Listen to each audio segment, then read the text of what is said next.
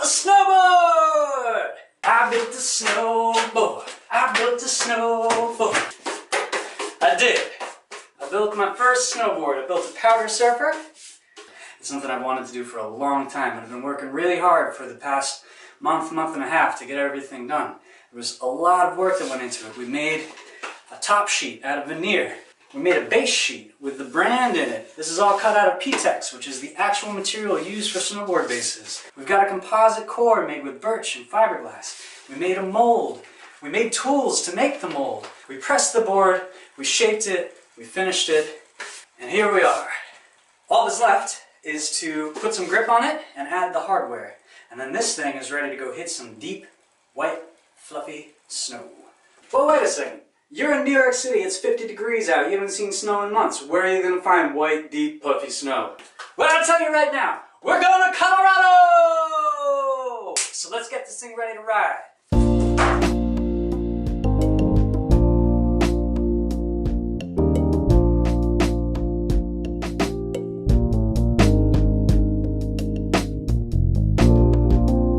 So there you go, gripped up. We've got a nice little anchor for our leash so the board doesn't run away down the mountain. First thing in the morning, we're leaving New York with its dry, snowless landscape. We're getting on a plane, we're going to Colorado.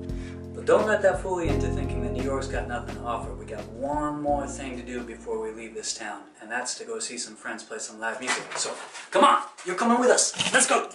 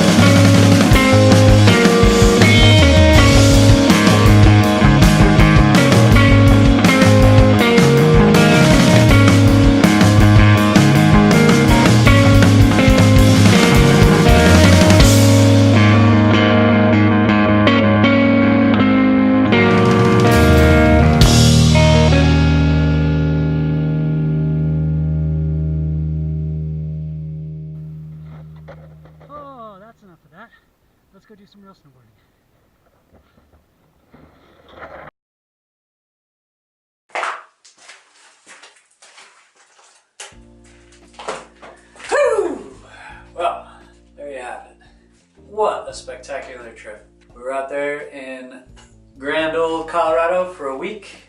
We got to break in the powder surfer, got to do some riding on Aspen and Snowmass, got to spend some time with my brother, had a great time.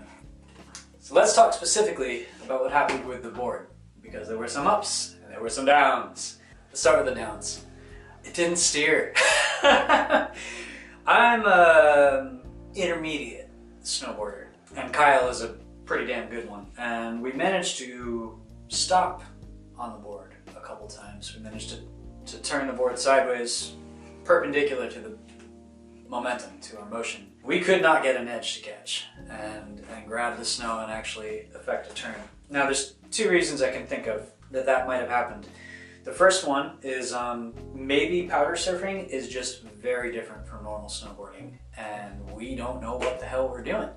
It's hard. It is really hard. You have no control. You have so much less authority over what the board's doing when you're just relying on gravity to be the carrier of your influence over the motion. So that's one thing. Almost certainly we're bad at powder surfing. But the other thought that I had was this. When I pressed the board, I pressed it in a vacuum bag and I pressed it overnight. Partway through, I lost the seal on the vacuum. That meant air got into it and the layers didn't get compressed down into the mold the way I was hoping. One of the results of that is that the profile of the bottom of the board, it was intended to have concave underfoot, and then on the edges, on the rails, it was meant to hook back up on both sides, so it would have been kind of like a very wide W shape. That's exaggerated, but it'll give you an idea. And since we lost vacuum, it didn't get that shape. The edges kind of go to flat. They go flat, and then there's concave and flat again. Those hooks and channels that were meant to grab into the snow and give you a little bit of authority didn't come through. So, very hard to turn the thing. You're essentially just standing on a sled. But that does not mean that this was a failure. We had a blast. I mean, Kyle and I have been talking about making snowboards since I was like 12, which means since he was single digits. And there's a lot about this experiment that was a success. One of those things was the speed. We took the base and just put speed wax on it. We didn't even do a thorough waxing of it, and it was fast. And it held momentum well. You could ride very far with very little grade, with a not very steep hill, and it would carry. So we got a proper snowboard base. We succeeded in that. The geometry going in a straight line was great. We had a really nice curve that would pick up and do exactly what we wanted. Grip worked. The leash and the binding for that worked. Everything held in place well, didn't tear through. The flex of the board was really good. This is a proper composite snowboard. It is flexible, it is strong. You can bounce on the thing. And we got to run some experiments and just have a really good time. There's something special about taking a piece of hardware for an activity that you love, that you've made yourself, and actually getting to use it. It just feels great. And for someone who's been snowboarding for years, to come this close, to get out there on a board that I built and ride it on a hill with someone that I love and someone that I love riding with was just so special. It's not that hard.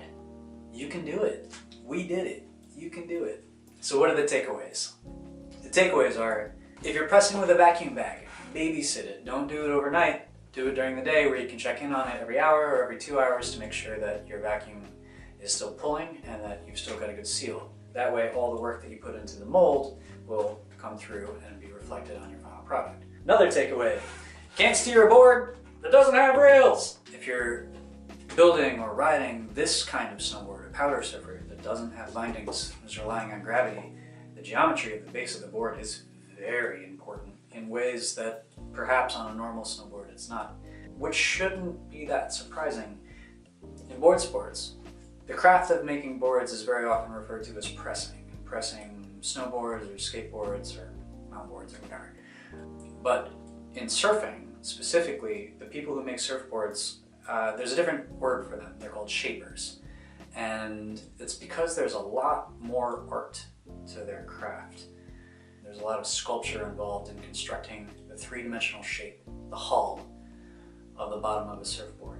And that name very often will also be applied to people who make powder surfers. You will hear them referred to as shapers instead of people who are pressing decks.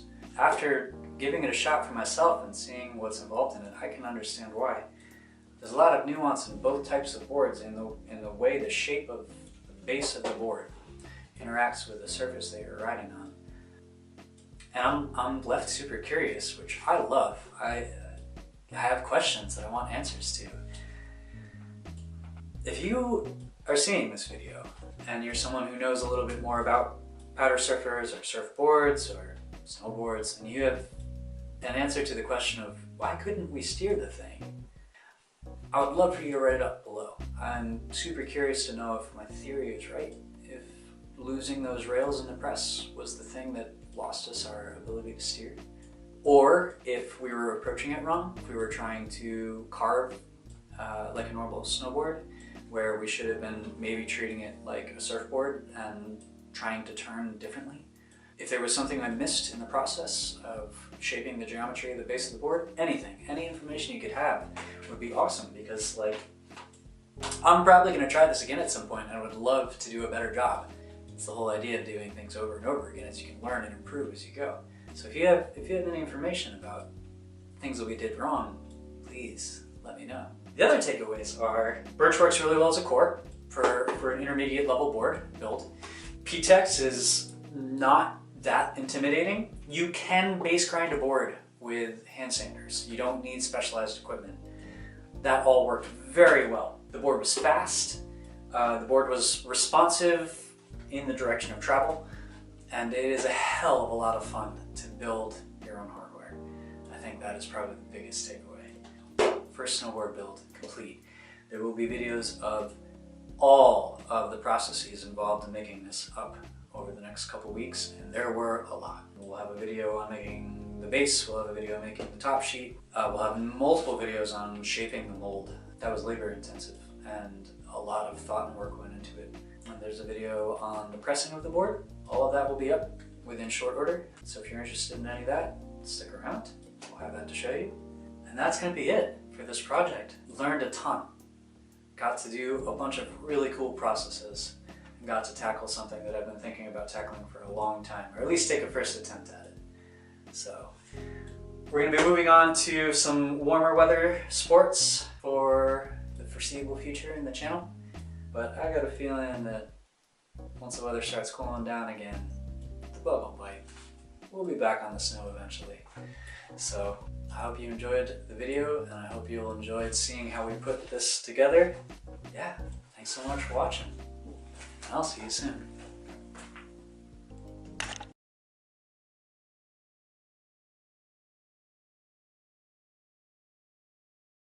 Sirens and trains, and welcome back. We're back in Bed-Stuy.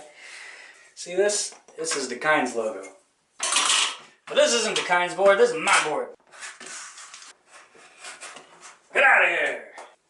Wait, no, come back. Just kidding, I need you.